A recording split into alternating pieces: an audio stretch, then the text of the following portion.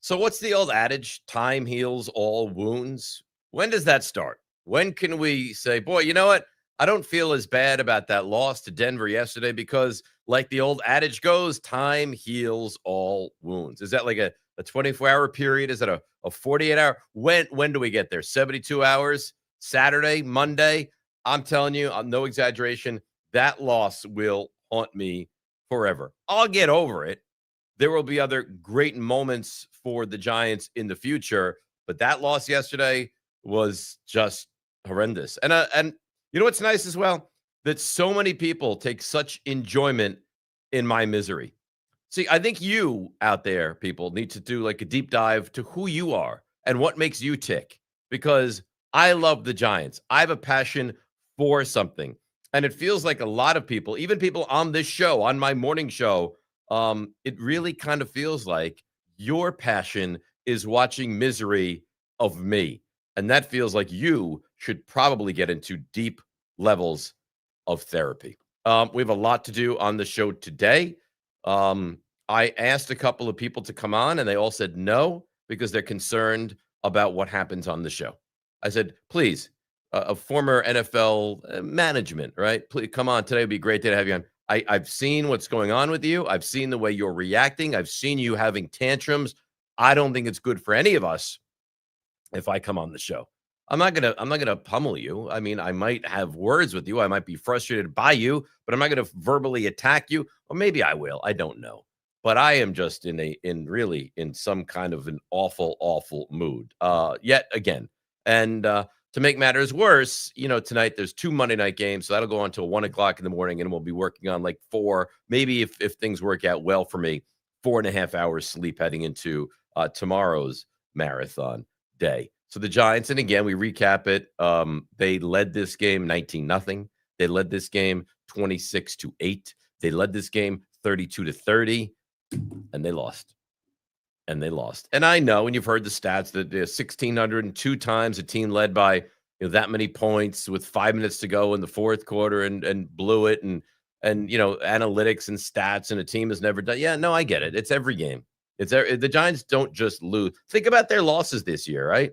So Washington, okay, fine. Washington, Garden Variety, normal loss. Then Dallas, which was a gut-wrenching, awful, embarrassing loss where you had it and you decided again to play a prevent defense. They hit the play, they kick the field goal. You have chances in overtime, and you punt it away, turn it over. Russell Wilson, clock strikes midnight. He turns into a pumpkin or whatever you want to say, and that's a loss. So the Dallas loss, brutal. The Saints loss, another one of these. Boy, in the last 5 million years, since man walked the earth, a team has not turned the ball over 5 consecutive times. Well, the Giants did that against the Saints. Again, they led 14-3. They managed to crap that away and lose that game. And then yesterday, another loss. So, welcome to where we are.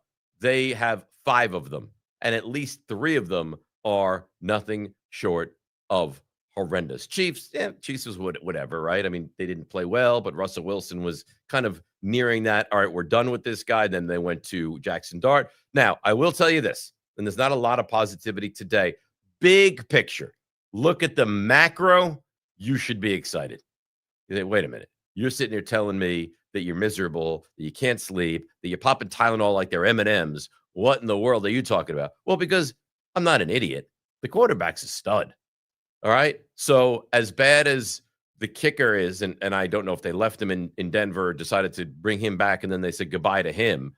You look at what they're deciding to do defensively, dropping into this 8-man coverage where Drew Phillips is facing in the wrong direction on that play to Mims for 30 yards. And then they got down the field in 2 plays. But the big picture, like take a step back and look at where this is and where this is going.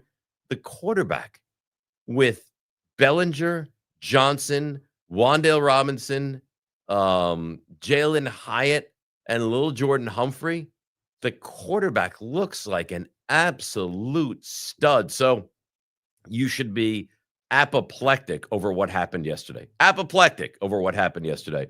But just realize there is that glimmer in the future. This quarterback, right now he is, and I can't wait to see what he's going to look like when you're going to add the requisite pieces around him to show what he's able and capable to do. It could be really special. It could be really special. So we have the Fixins Bar. We're going to bring you right up to the Fixins Bar. We give you a full plate to just attack at the Fixins Bar. Leave that up. I'll get to it in a second. I just want to let everyone know Mount Rushmore of Giants heartbreak, because why just dwell in yesterday's game? Let's revisit the Mount Rushmores of Giants, ripping victory from the jaws, right? Why not discuss that a little bit as well? So we'll do that. We'll revisit my picks, which I think are awful. The NFC East standings, and that was exciting. That you thought, God, they're going to be 3-4, a battle for first place with the Eagles, a chance to sweep them, and that gets ripped away pretty quickly. Karma 11. He says, unsure on Dable. Ownership cannot hire a permanent head coach for this team. We've had 4 head coaches in the last 10 years. If we're bringing a new coach, we're just setting this kid up for failure. Why? I mean, if you don't look at Brian Dable and think that he's the answer and that he's a good head coach, you have to make a change. You can't sit stagnant thinking to yourself, well, Brian Dable is fine. He's okay. He's passable. You tell me, have they had 2 of the worst losses you've seen? They led Dallas with 20 seconds left. They went up and down the field. They should have won that game. They lost that game. Yesterday was a game they had to win. So I get it. You're unsure on Dable. I think we're all unsure at best on Dable. But how in the world could you bring that back for another year, knowing what you know? Now, I will say this. I want to try to be better. And rather than be prisoner of the moment, I really want to try. And I don't know that I'll be able to do it. I want to attempt to take a step back and not every week, Giants win, Dable's great, he stays, Giants lose, Dable stinks, he needs to go. I want to try to be better with that. Here's what this is for me. They're 2-5. There's 10 games remaining in this season. This is a job audition for Brian Dable is what this is. This is an audition. Let's see what you've got. You've got the quarterback you've wanted. He's looked good. But that being said, I mean, delay of game after delay of game yesterday is unacceptable. Watching the defense rush 3 guys in the biggest moment of the game, to me, is unacceptable. And I talked with Jordan Renan, Giants reporter, who comes on this show quite a bit, earlier today, and it was like, who's to blame? The fact that they're rushing 3 guys. And he said, I mean, Shane Bowen, but here's the thing. Brian Dable can get into the ear of Shane Bowen and say, no. We're not rushing 3. Send guys. That play that brought the Broncos from the 23 to the 47, and then you had the 5-yard penalty on the next play that didn't happen until later. The 3 guys on the field, Abdul Carter and Dexter Lawrence, were not on the field. How, in any way, is that okay? How, at a minimum, is it not Burns, Thibodeau, Lawrence, and Carter? At least 4. Am I right? Am I missing something? Because that to me makes absolutely no sense. We'll look at the offensive line. We'll get to your comments. So let me run through a little housekeeping here quickly. Become a YouTube member and you will have access to the show that ordinarily you would not have. And we'll read your name on the air, which I think is a nice perk as well. So we've been through that. Do that. Friday is our Twitter Answer Questions Comments Friday. So go on our Twitter page at NYGO, and we will answer questions to the best of our ability. Follow us all over the place, okay? On social media, Instagram, at DR Giants Obsession. Same with TikTok, at DR Giants Obsession. Twitter, like I said, DR NYGO. Spotify, Dave Rothenberg's Giants Obsession. I'll leave that up. I'll get to it in a second. And just to let you know how, I guess my negative reaction or my craziness or whatever you want to call it is driving people to want to come here. We have gained close to 500 YouTube subscribers in the last 24 hours. And at the moment of this show starting, we're at 2,290, and the sky's the limit. The sky's the limit. So thank you for all of that. Although I hate many of you for taking enjoyment in my misery. Karma 11 Antonio Pierce is a solid choice for defensive coordinator. Yeah, he's a solid choice for DC. I don't know how Shane Bowen makes it out of here. I really don't. And you're right, Antonio Pierce is a solid, and he's got Giants ties as well, right? And he's been a head coach in this league. All I'm saying is, I'm not going to sit here after the Eagles game and say they got to fire Dable, they got to do this. No, I'm going to wait. I imagine Dable's going to get another 10 games. I'll look at this as an audition, and then I'll revisit this when we get past week 17, what I think I should do. And if I don't do that, if I'm quick, I'm reactionary, I give you guys the right to boo me at a very loud level, to boo me. All right, so let's bring the guys in, and I didn't really want to talk to them because I don't really want to talk to anybody, but let's bring in Nico and let's bring in Steve. And now here's the thing, okay? Steve's a Jets fan. So you're suffering from tremendous misery, and your team is laughable, and they're 0-7. So I understand why you would be like, this is great, and content, and we're gaining followers, and where it's a rapid pace. Like I understand, but what I don't understand, Nico, is why you, who claims to be a Giants fan, is like, this is great, Dave. We started 1,784, now we're at 2,290, and it's growing, and people are doing this, and look at the analytics. I don't understand why you're taking such enjoyment in what should be a miserable period in your life right now. I think that it's a form of early onset depression, and that I'm masking the pain with something else. Truly, I think that's the way. I think that you yesterday yelling at me and Steve really, locked it in. I have to find some happiness in this world, and that's what I've chosen. All right. I mean, if that, I mean, I mean, that's kind of sick and sadistic, right? That you're taking enjoyment. You're right there with me. It pains you tremendously to watch the Giants do this, but in some just bizarre world, you're like, oh, this is great because look, we've got 9 more followers that have joined during the show. Is that what you're about? I mean, when we were sitting in the office watching the game, and obviously our EP Joe was sitting behind me, and I'm like, you told me, and I don't know if Joe knows this, but you know what? Let's let the cat right out of the bag. They apparently, you were concerned for Joe's health, right? You said you were concerned that Joe was going to have a stroke during the end of the game. His heart was palpitating at the thought of this game happening. He almost got up and walked out, in the last 1 minute in the game, as soon as Dart scored the touchdown. There was too much time. We looked at each other. Sadness. 40 seconds, 44 seconds. I have to scream at Gary Myers today.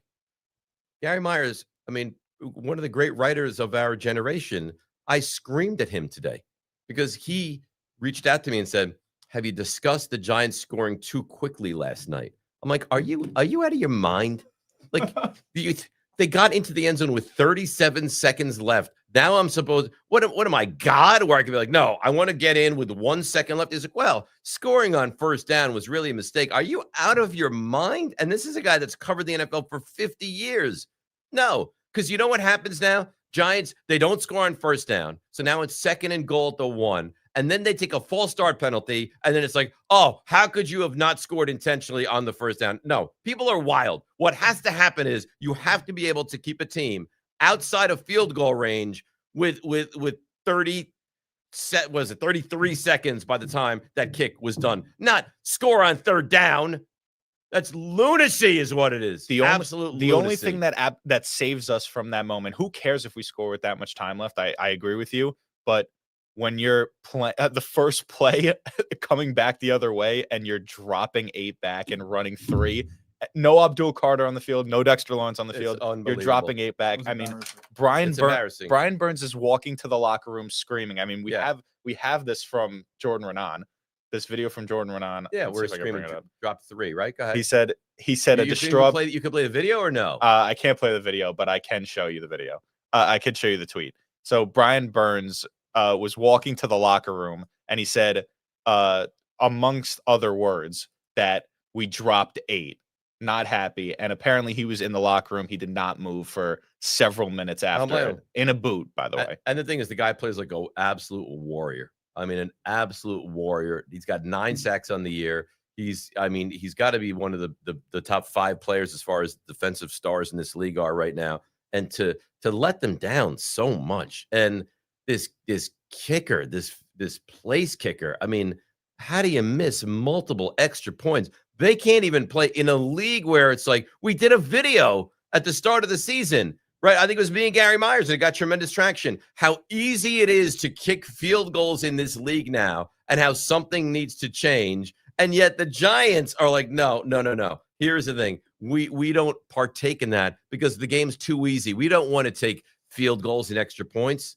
They have brought in a kicker that has, and I haven't heard yet, but I'm imagining he won't be with the organization for much longer, which is, I mean, goodbye. But what an absolute unmitigated disaster this has been. Just an absolute unmitigated disaster. Absolutely. So anything else from you guys? You want to say anything else? Yeah. I mean, so we kind of want to talk about, I know Steve's hurting a little bit. Yeah, Steve, I'm a little upset by you, Dave.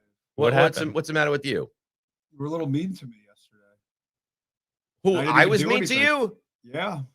What did I do? I sat here working hard for you, editing stuff, getting your stats, and you look at me and I didn't even say anything, just give you a nice smile, and then you just said bleep you. That's right.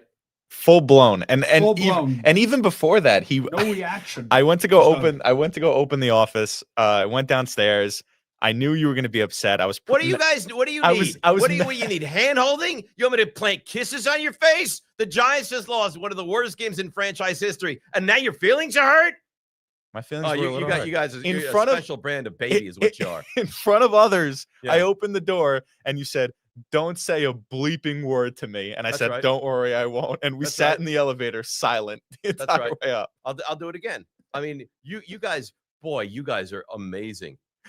You wearing your thongs today? I mean, really, this is the way you're gonna act?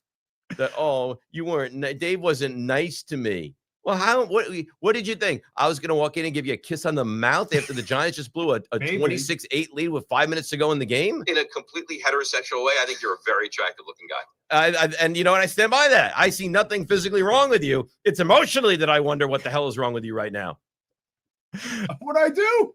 I just looked at you. I didn't even say hi. Because I knew what you were thinking. Oh, he was And- smiling. He Oh, was you're I smiling. defend you. You know what? And your team's 0-7. I mean, who are you of Oh, of all people to look at me with that look that you looked at me with? All right, do we have anybody commenting, questioning? I imagine there's a large chat room going on right now, right? There is, yeah. So Yeah. we have one coming in from ML True Crime. Giants invent new ways to lose.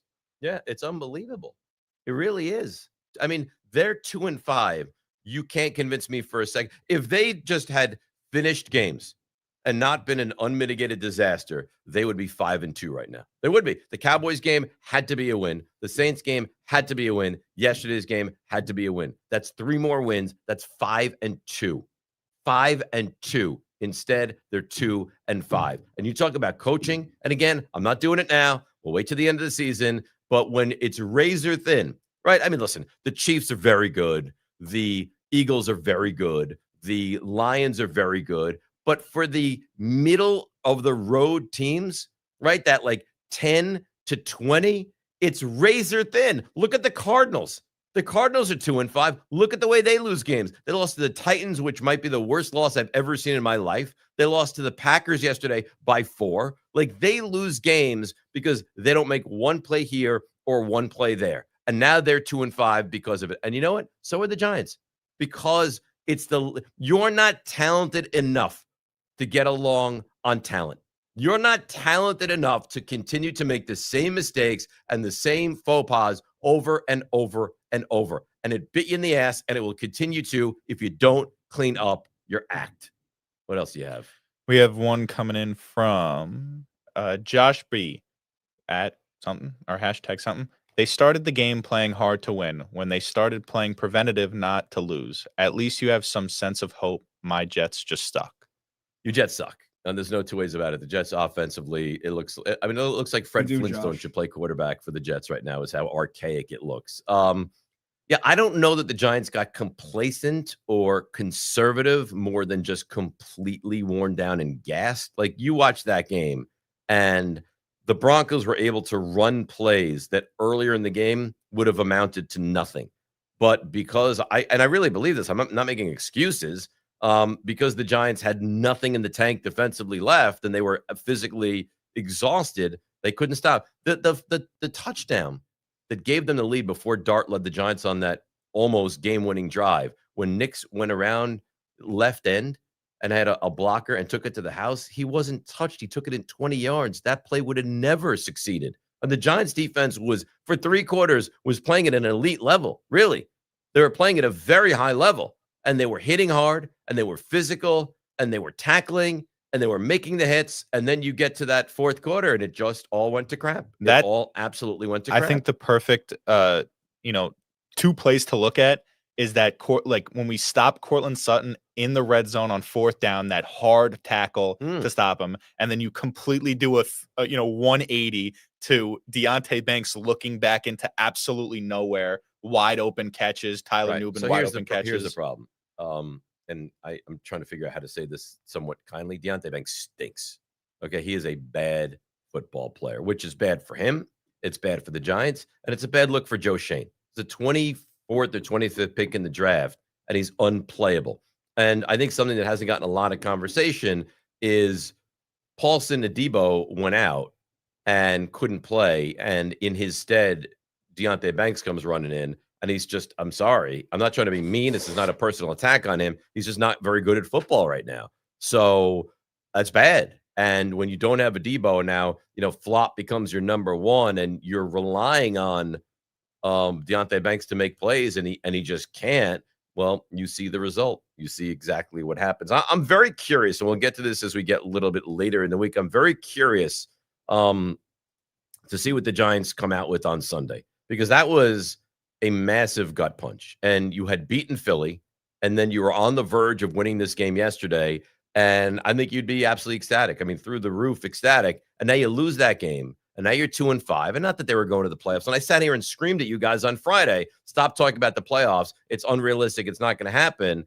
And I was right, and I knew I was right, but the bottom line is, this is intriguing to me, because it kind of feels like some of the players on that defense are, sick and tired of the Shane Bowen, Brian Dable continued faltering.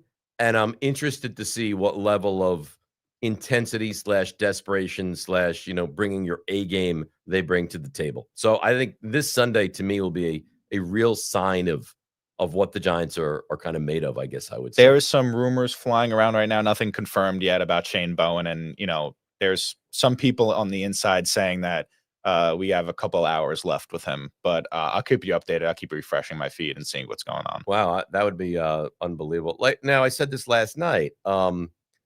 When the Giants lost that miracle at the Meadowlands, and thankfully you guys were not born for that, which was brutal. It was Pisarcik turns around, hands the ball to Larry Zonka. He fumbles at Herm Edwards. This is 1978. Herm Edwards picks it up, takes it back for a touchdown. Giants lose that game. Next day, fired the offensive coordinator. So this idea that, well, you can't really fire a guy off of one, but why can't you? I mean, that was egregious. And you have players screaming on their way into the locker room. And then you have Dable like verbally berating the defensive coordinator. Well, you're the one, and you're the CEO, right? If there's something I don't like on the show, I'm going to come out. I'm going to tell you guys, it's not okay. I can't just destroy you for it. It ultimately, it falls on me. It all falls on Dable. Now, Bowen is going to take the wrath now because they're not going to fire the head coach, but it really is somewhat unfair, because ultimately this does fall right at the feet of Brian Dable. What else you got? You got anything else for me? Yes. I mean, you just mentioned it. Brendan G said, Nico, now that you're here, do you see them winning 9 games? No, I don't. No, I don't.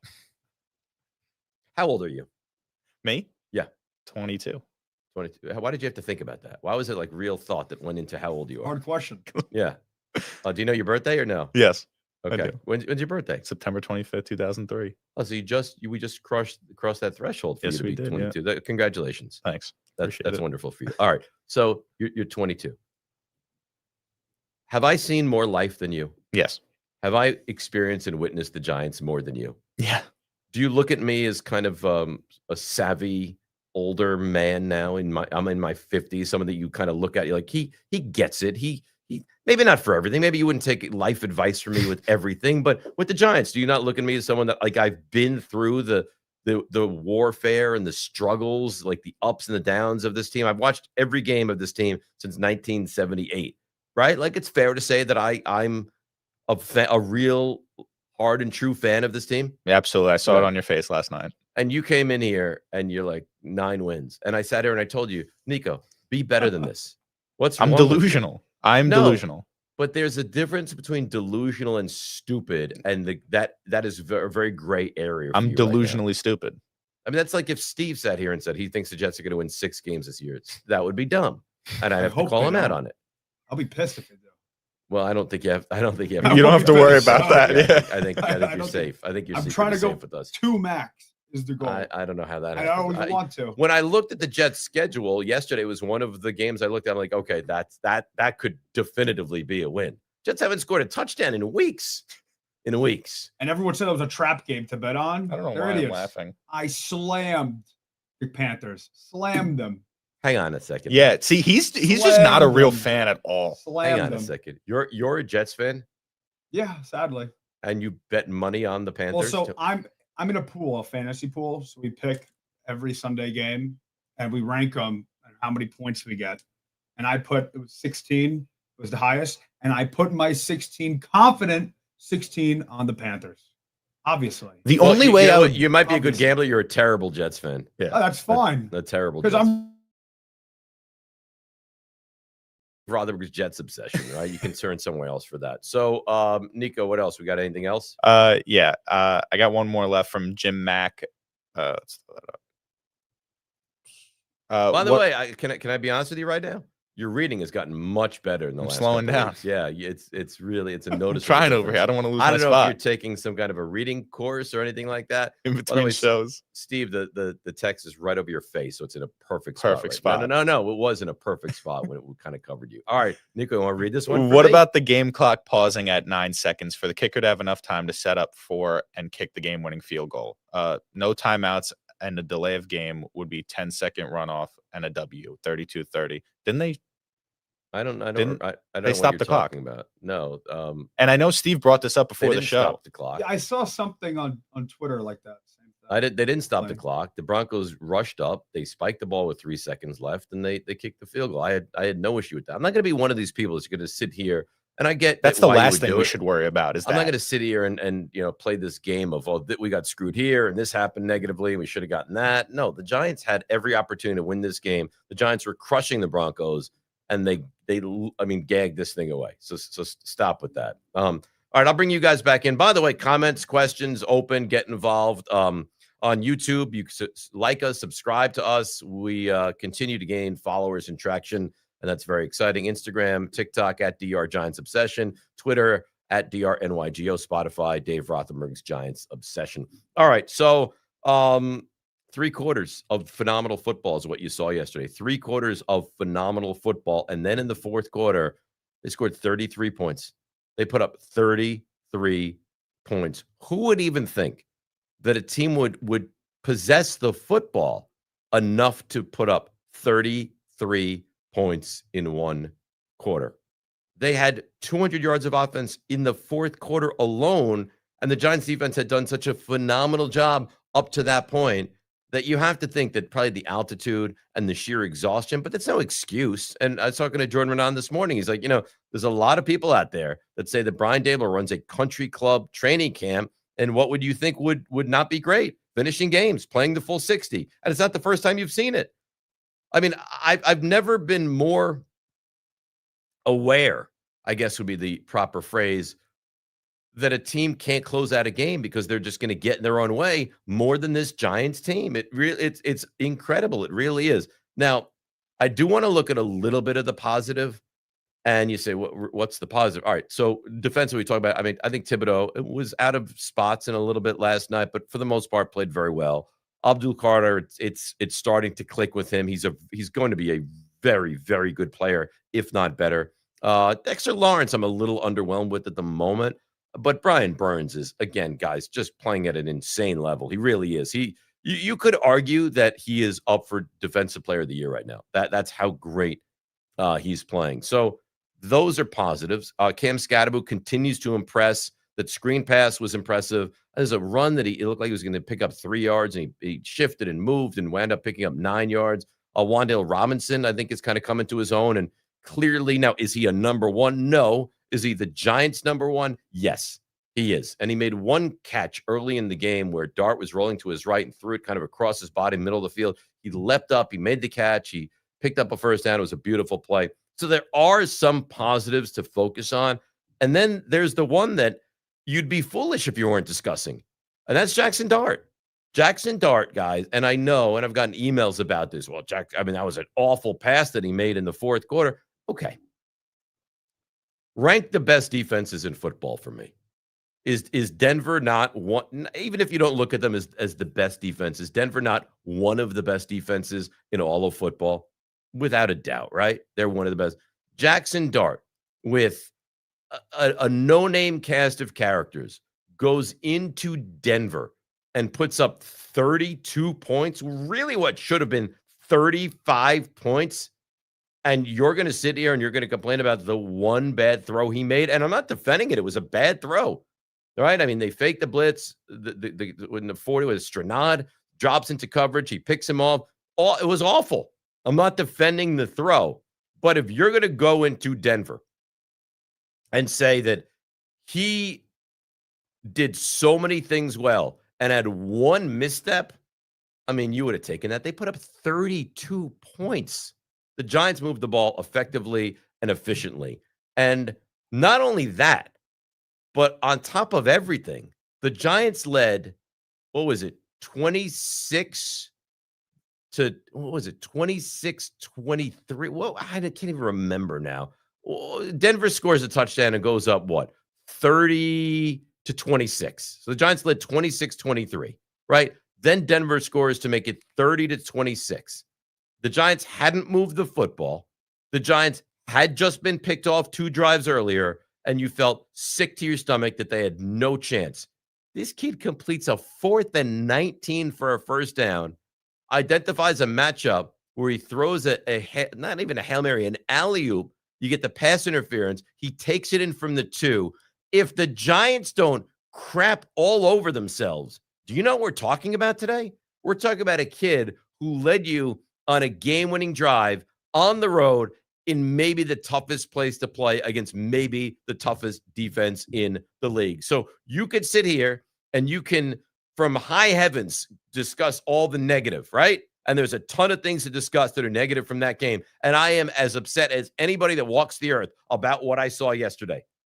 But let's not lose sight of the fact that this kid lit you up if you're Denver, right?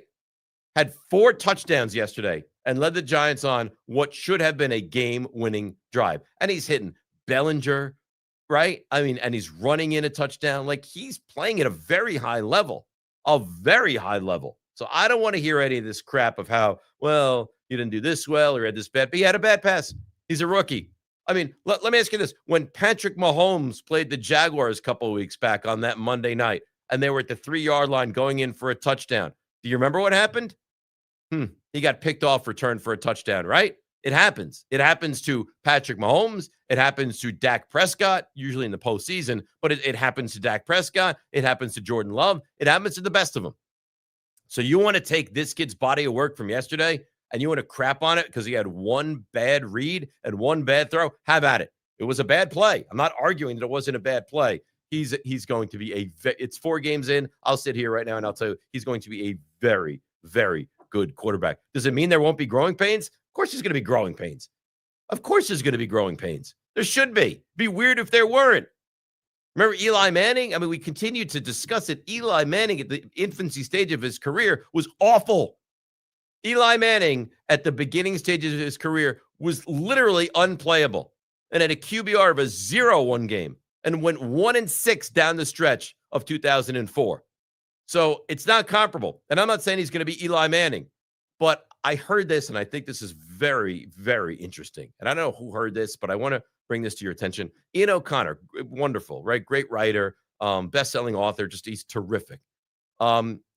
He sat down at some point, I don't know, after the draft, before the season with Jackson Dart, and said, if I offered you right here, Eli Manning's career, where you're probably going to be a Hall of Famer. In fact, you'll be a Hall of Famer, and you're going to win the Super Bowl twice and be the MVP of both of those Super Bowls.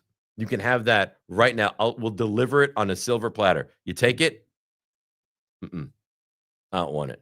I don't know that I'll do more, but I think I might be able to. I don't want it. And I thought, to me, that was, wow, this kid, He's got big ones, man. Big ones. And a lot of people that were screaming from the rooftops, start him game one. And I was not one of those. Let's slowly bring him in. He's got it. He's got it. You can sit here and you can say no. You can deny. You can say he's a product of whatever. No, you're wrong. He's got it. Whatever it is. I don't know what it is, but he's got it. So a lot of negativity. There is some positivity as well. And another thing I quickly wanted to get into, and that's the offensive line. This offensive line, okay, couple things. Andrew Thomas is a star. All right, we've had the conversation of what piece of the Giants offense would you miss the most if he went out? And a lot of people would say, Nate, you can't lose Neighbors. It can't be Neighbors. You can't lose Neighbors.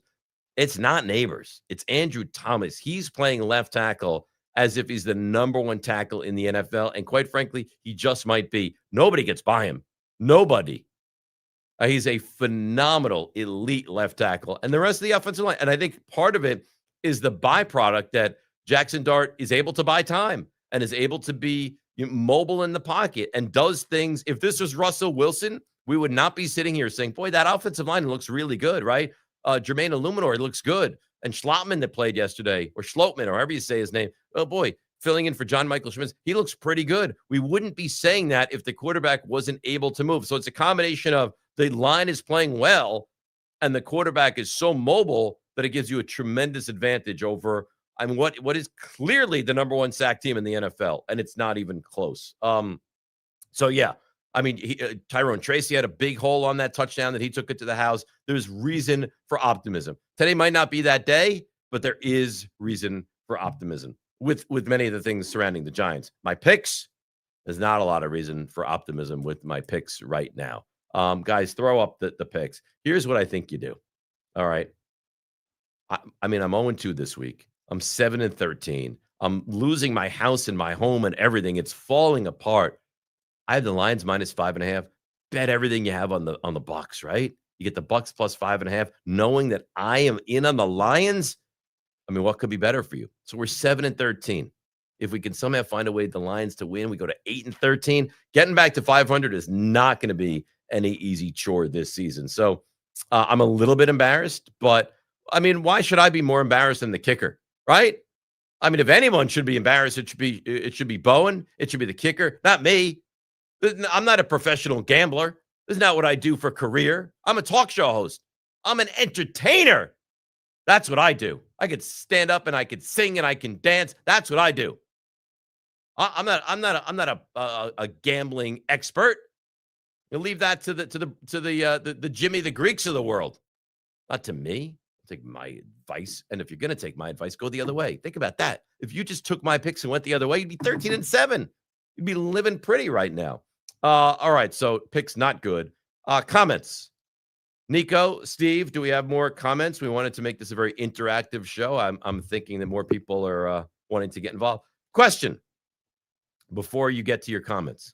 Why last time you guys popped on, Nico, you were on top and Steve was on the bottom, and now Nico, you're on the bottom and Steve's on the top. What is that about? I have no idea. If I'm being honest, I like it this way. Yeah, you like it that way because half your head is covered. Yeah, and you have a tremendous forehead. I mean, I don't want to be the one to point that out, but you have. It's the camera. Yeah, sure. Right, it's camera. The other day, I remember Dave, while we were trying to record some content often, Dave said that we fight like a married couple. Oh, definitely. And I'm frozen now, so now I look like something's wrong. You're good on our screen. Don't worry, Okay, it's that computer. All right, so you guys do fight like a married couple. I'm in here with Joe post-show, and we're sitting there discussing ideas. We would do this, and you hear you guys like, "We never owned a Plymouth," right? Like it was no, the kids, they should go to private school. It was ridiculous. Questions, comments. What else do we have rolling in? Yeah, Jim Mack wants to actually update his thing. He was talking about the play clock, not the game clock. So there was apparently, which Steve, talked to me about, is that they ran out of time on the play clock. It should have been a delay game. I don't think it matters. They would have just hit the field goal again anyways, even if they got the 5 yards. Yeah, well, the clock was stopped. They're talking about the play clock. So they ran out of time on the play clock. They ran out of time on the play clock, but the clock was stopped on that play, correct? Yes. Right. So if the clock was rolling, it would be a 10-second runoff, and then it would be conversation. It would be game. Having. You saw it last night in the Falcons and the Niners at the end of the first half. Penix threw the ball, running clock. There was 10 seconds left. They called it an intentional grounding, and because the clock was active and running, there's a 10-second runoff. So it'd be game. And the first half ran out. They couldn't kick a field goal. But if the clock was dead and they took too much time, yes. So the Giants got screwed out of 5 yards. He would have taken a 43-yard, 42-yard field goal and still would have made it. So maybe it's my lack of concentration or my lack of care, I guess, at that moment, because I knew it was over. I didn't even see. I didn't even see it, and I don't think any of the announcers even called it out. No. Usually they do, but Not at all. I didn't see it, and quite frankly, I don't think it matters all that much. So it's not a big deal. All right, so we have another one from EW24. Identifying talent is a skill, and it just seems to be something that lacks in the Giants building. Starting from the owners on down, it seems to be lack of identifying talent for winning. Well, I don't know how you say it's the owners that don't identify talent. I mean, the owners aren't picking the players. You want to say that you don't like what Joe Shane has done and that he leaves a lot to be desired? I think that's fair conversation, but I'm not going to sit here and blame it on the owners. Now, maybe the owners don't hire the right people who need to eventually identify the talent. I think that's fair. I mean, Dave Gettleman was a buffoon.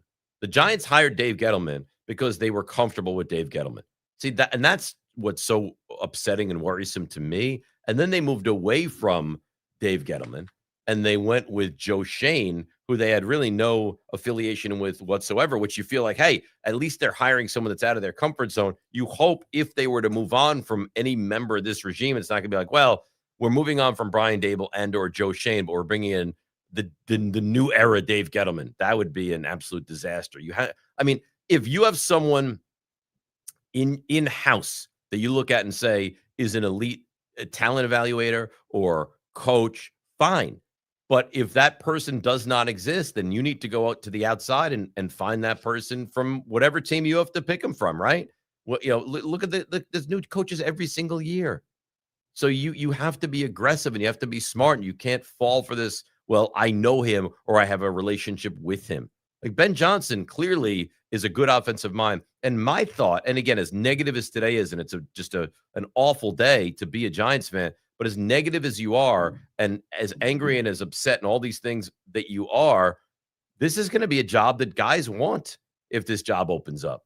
I mean, you're going to have a quarterback who looks like he's going to be a star in this league. You're going to have a top 10 pick. You're going to have some elite players on the defensive side of the football. You have an elite wide receiver, right? So they're not far. They're not. I'm not saying they're going to win 9 games like some lunatic would say this year, but they are right now not far off. I'm not saying they're there, but they are in that they're not top 10, and they're probably not bottom 10 either right now. So if you get a break and you hire the right pieces to make the right decisions, things go quickly, especially if you have the quarterback. And it does look like right now they do have the quarterback. What other comments, questions do you have right now?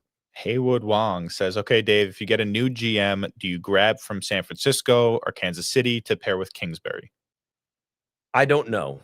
I'm not going to sit here and start to give you names or ideas because I haven't really looked at it or thought about it. Cliff Kingsbury is interesting. Kingsbury has done really good things with Jaden Daniels, and he's kind of a quarterback whisperer, so that's attractive. That's what we said about Brian Daboll. But there's a difference. Being an offensive coordinator and being really good as on that side of the ball is one thing. Being a head coach and thinking you could do it is a completely different animal. So I don't know. I don't want to sit here and be reactionary every week and sit here and tell you got to do this, you got to do that, move on from this, go to San Francisco, go to Kansas City. I mean, listen, Steve Spagnuolo, maybe the best defensive coordinator in the NFL, right? I mean, he won with the Giants, he wins with the Chiefs, he finds your weakness, he picks you. Norv Turner, a name you children have probably never heard of before. You never heard of Norv Turner? You guys are so I mean, it's unbelievable. Enlighten me. Who's that? What? Enlighten me. Norv Turner was a great offensive mind with the Cowboys. Great. Norv Turner was handed the head coaching reins in the NFL and stunk. Could not do it. Norv Turner wound up back as an offensive coordinator and was excellent. Some guys are coordinators. Some guys can be head coaches. Bill Belichick was a great coordinator who turned himself into a great head coach as well. But it's not so simple that great coordinator equals great head coach. So I think you have to take all of that with a grain of salt.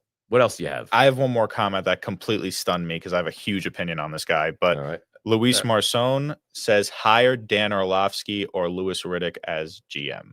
No, I'm not doing that. That's it's awful. I wouldn't say awful. I'm not higher. Okay, first of all, Louis Riddick joins my radio show every week. I know Louis. I've hosted radio shows with him. He's a very, very bright guy. I'm not handing the reins here to someone that's never been a GM in this league. Dan Orlovsky has never worked as any kind of a talent evaluator or anything in this league. So I think Dan Orlovsky, I was referring to Dan Orlovsky more. I don't want a absolutely garbage QB who now sits there and critiques good QBs. That's ignorant of you. No, I'm being serious. I think that's ignorant his opinion on QBs are absurd. Well, that's different. But yeah. Don't sit here and take his playing career into account. I can give you 30 guys who were not good players in their sport in baseball or football or basketball, and they turn into elite GMs or coaches. So not everyone is John Lynch, where you're a Hall of Fame player and a Hall of Fame GM. So I think this idea that you look at him and say he wasn't a good NFL quarterback, he was an NFL quarterback, for God's sake. Yeah, he was. And that embarrassing play with the Lions when he backed up into the end zone. But come on, Nico, you better than this. Really, this is not a. It's more of his opinion of how he was and how he is now. If he sits here and tells you that he loves players that fail in the league, then that's something to criticize and to go after. But don't go after a guy because he wasn't an elite quarterback in this league. He was a quarterback, and I think he's got a lot of smart opinions on the game. Sometimes I think that he goes a little bit overboard when he talks about QB play. I understand. That being said, I actually agree with you. I'm not hiring a guy that has no experience. I'm not hiring a guy to hand over the keys to the franchise that has never run. He's never been a coach, never been an assistant GM, never been a GM, nothing. No, there is no way that I would do that. All right, is that it as far as questions and comments? We'll come back to you guys because today's very interactive. One more time late in the show. By the way, if you'd like to become a YouTube subscriber, you can do that. We have our list of people here. And the reason that kind of rings true right now is Luis Marson, who just asked that question. Marson, we're uncertain.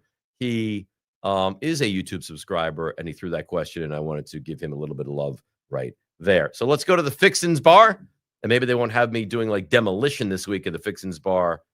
Yeah, that's what I was thinking. I'm like a chef at the Fixins Bar, right?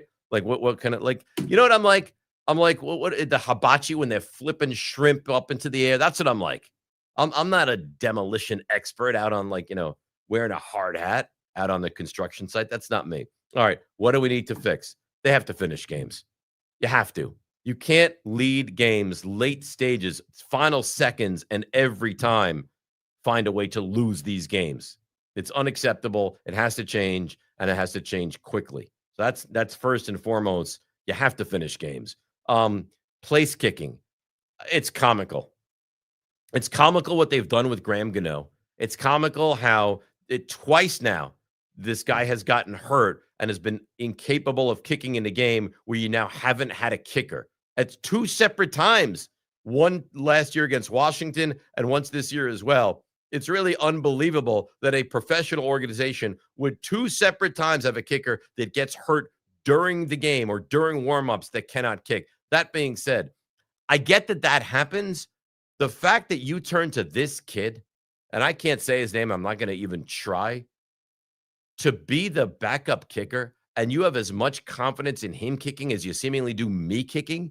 I mean, extra points become overly difficult for him. A 37-yard straight on extra point, and he missed the first one wide left, and he missed the second one wide right. And not only that, on top of all of that, when certain teams like the Broncos or the Cowboys or the Packers or you fill in the blank, they get to the 37-yard line of the other team, you start thinking to yourself, oh, they're in field goal range. Not this kid. This kid is brutal. I don't understand for the life of me how every other team around the NFL has a kicker that you're like, boy, this guy, 52, no problem. No worry. He's going to make it. Pinheiro, right? Whatever his name is on the Niners, Pinheiro, he's good.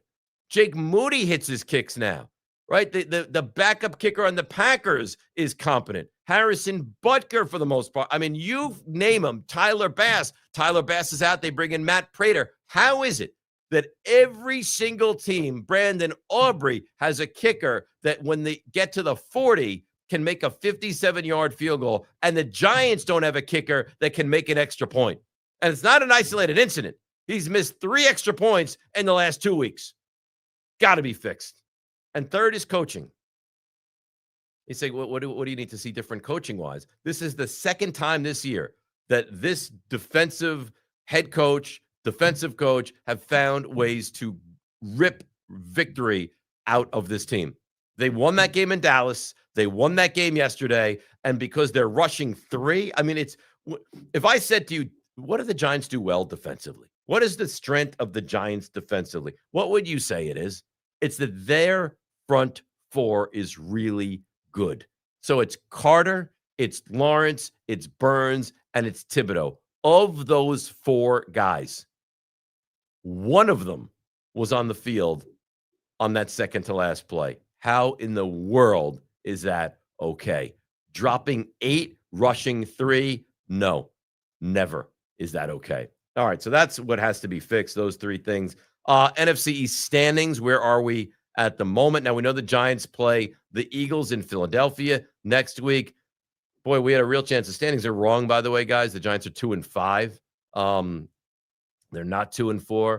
We had a real chance if we have the Giants at 3-4, and next week they had a chance to sweep the Eagles, go to 4-4, and be within striking distance of this division. I don't think it would have mattered, but now we'll never know. So the Eagles win yesterday. They beat the Vikings. They go to 5-2. The Cowboys, they dismantle Washington, and they take out Jaden Daniels. They go to 3-3-1, and their offense is clicking as well as any team. You got Pickens, CeeDee Lamb, Ferguson, Javonte Williams, Dak, very high level. That is an offense that is absolutely loaded right now. Oh, they fixed. Look at that. These guys are so talented. The Commanders, they're in big trouble.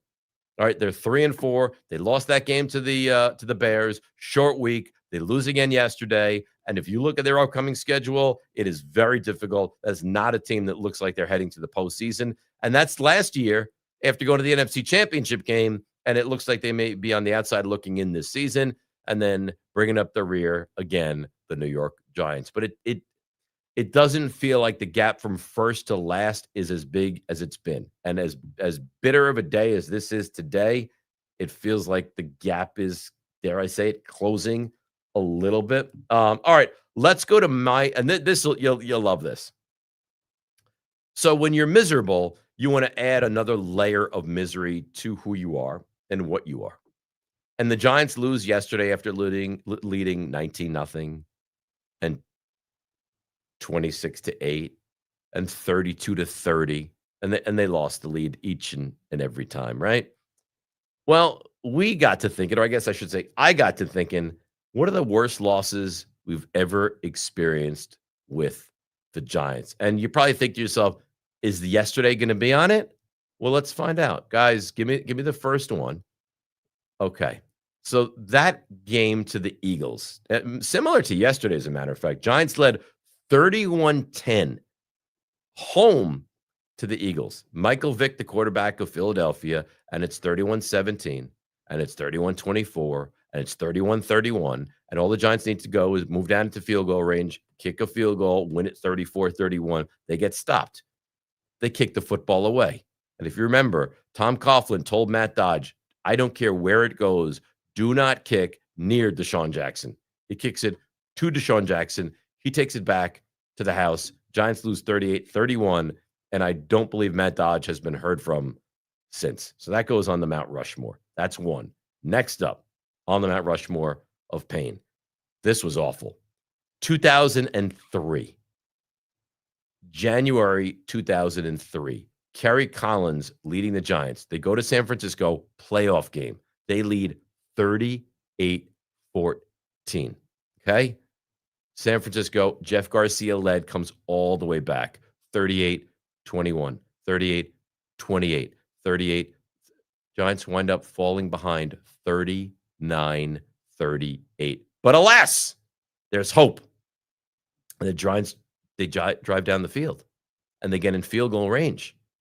And there's a bad snap, and they hoist the ball down to the goal line. And there's a wide open receiver, and he gets tackled. and they call nothing. Absolutely nothing. And that's the way the game ends. They would have lost the next week to Tampa Bay. They would have gotten humiliated because the Tampa was by far the best team that year. And then you get the wonderful memo from the NFL on Monday. We missed the call. It should have been a pass interference. Whoops. We're sorry. So those two games worse than yesterday. Throw up the next one. All right, Super Bowl 35 is one of the absolute worst moments of my life because I traveled down to that game. I was at the game 2 weeks earlier. Giants beat the Vikings 41-0, and it's as euphoric a feeling as you've seen at Giant Stadium in the history. And then 2 weeks later, I'm down in Tampa.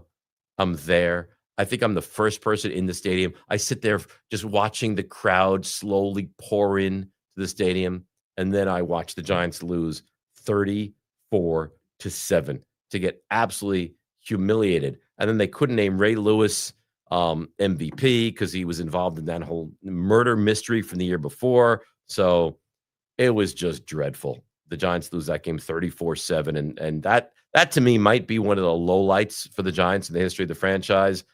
And then lastly and finally, we bring up this one.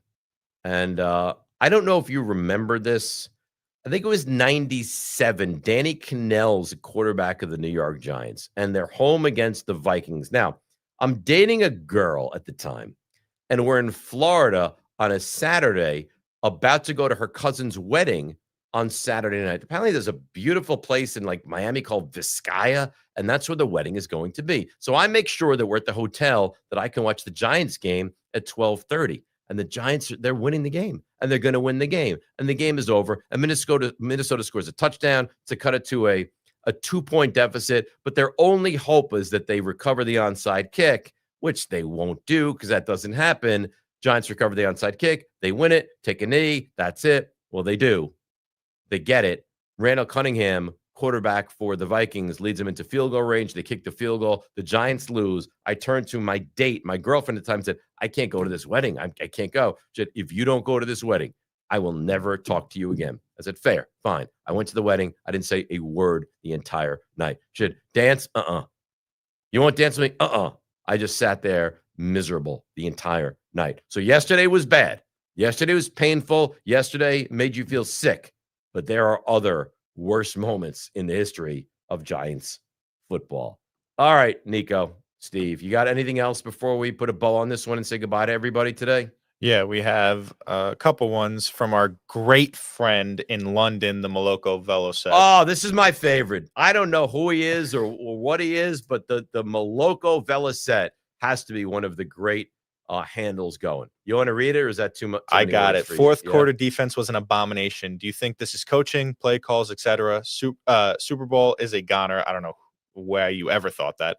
Over player performance, conditioning, lack of execution, etc. Hey Jude is also a goner. Yeah, he's gone. I think this is a conditioning. I think this is a coaching. I think this is a confluence of everything bad happening all at once. I mean, there's probably 50 plays where if one of them had worked in, not 50, there's probably 10 plays where if one of them goes in the Giants' favor, that's it.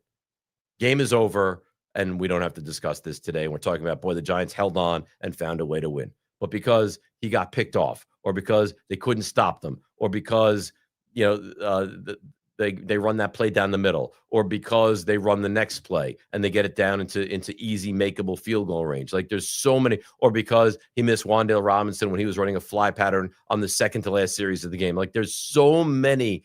Look at that one play. If it goes in a different direction, we're probably talking about something different, but that's not what happened. And give Denver credit. They had a massive comeback. They punched the Giants in the face. And there was nothing they could do about it in the end. Anything else? Anybody else want to chime in? That's it? That's it. All right. Well, we will do this again on Wednesday. We'll break it all down. We'll start to hopefully get over the pain and the heartache and just the vitriol that we dealt with from yesterday on Wednesday. On Friday, we'll then look ahead to Philadelphia. And Sunday, we'll do it all over again. It's a rinse and repeat is what we do. Today sucks. Today's a tough day to be a Giants fan. But I will look at you and say this. Things will get better. This may be a lost season. They may go nowhere this season. This may be a 4 or 5 win team. This will get better. Like us, subscribe. We're on YouTube. We're here for you. Dave Rothenberg's Giants Obsession. Instagram, TikTok, Twitter, Spotify. Become a member of YouTube. So many different ways to entertain what we do. Be back Wednesday, 1 o'clock Eastern. Dave Rothenberg's, can we call it Dave Rothenberg's Miserable Giants Obsession?